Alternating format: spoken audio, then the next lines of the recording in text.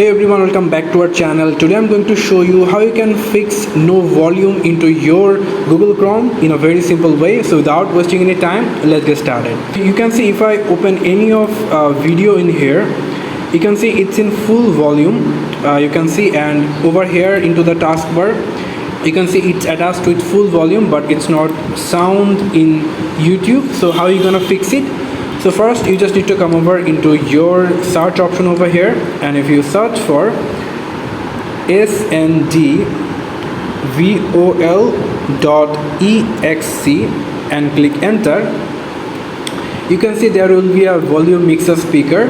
So you can see in Google Chrome it's decreased with 0. So if we turn it on into 100 and if you close it, now if you go into your Google Chrome and if you try to open any of the videos, you can see it's now sounding.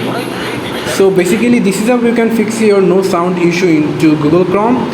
So thank you so much for watching this video. I hope to see you in other videos. Till then, goodbye.